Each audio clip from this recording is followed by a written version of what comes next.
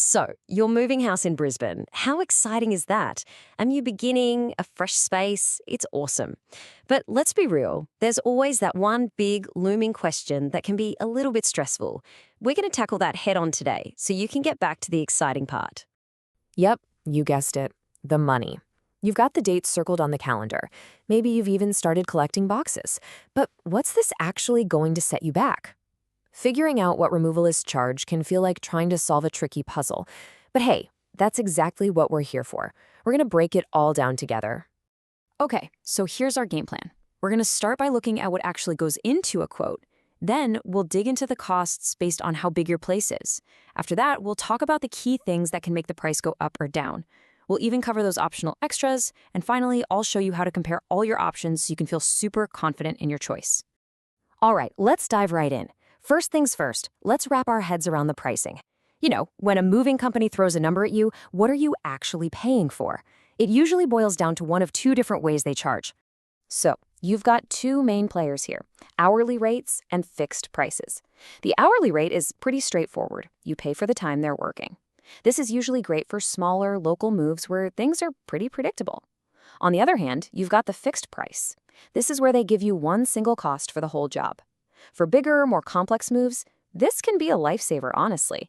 It gives you that peace of mind knowing the price won't suddenly change on the day. Okay, so what's usually included in that price? What's the standard package?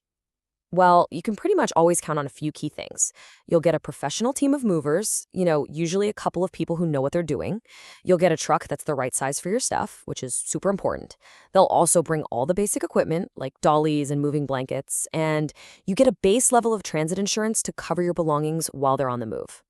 Okay, moving on. Let's talk about maybe the most obvious thing that affects the price, the size of your home. I mean, it just makes sense, right? A bigger house usually means more furniture, more boxes, just more stuff. And more stuff means a bigger job. So let's see what that looks like in actual numbers. So check this out. This gives you a really good starting point for your budget. These are the typical minimum charges you might see around Brisbane. For, say, a two-bedroom unit that just needs a small truck, you're looking at a starting point around $400. But if you're moving from a big 3+ bedroom house, you'll need a larger truck, and that minimum charge jumps up. It's a fantastic way to get a baseline idea of what to expect. But minimum charges are one thing. What about the total average cost? Well, for a standard 3-bedroom house move, which, let's face it, is super common, you're probably looking at a final bill somewhere in the ballpark of $1,400. That's a really solid number to kind of anchor your budget around as you start planning. But hang on, home size is really just the beginning. There are a few other really important details that can make that final price swing up or down. These are the things you've really got to think about. First up, distance and travel time. This one's pretty obvious, right? The further they have to drive, the more it's going to cost. But it's not just the distance, it's the time. Think about Brisbane traffic during peak hour. If you're paying by the hour, getting stuck in a traffic jam can literally cost you money.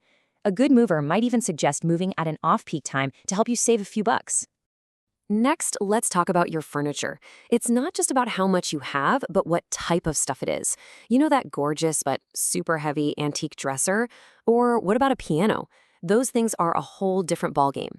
They often need special handling, maybe even extra crew members, and that all takes more time and skill. So, pro tip, always mention those special items when you're getting a quote.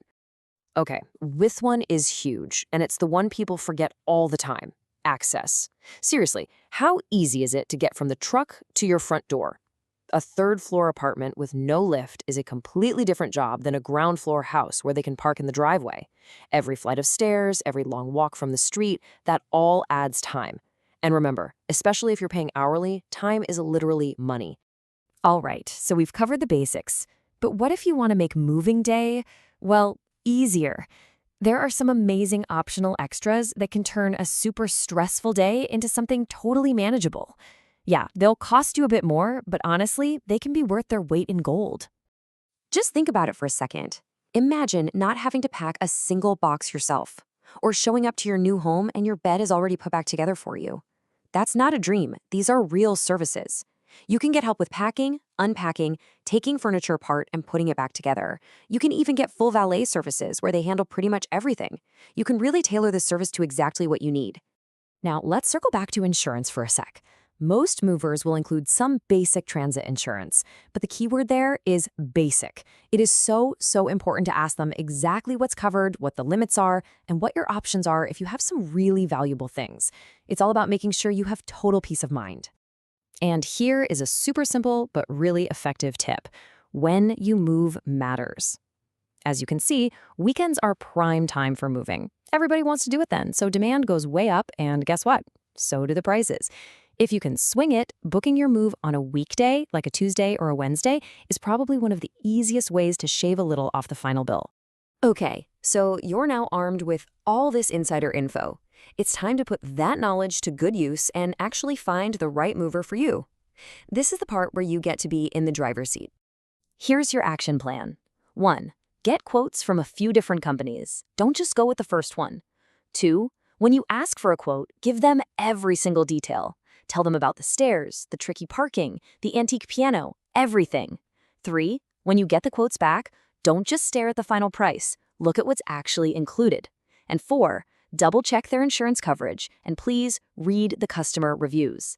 That is how you find the best value, not just the lowest price.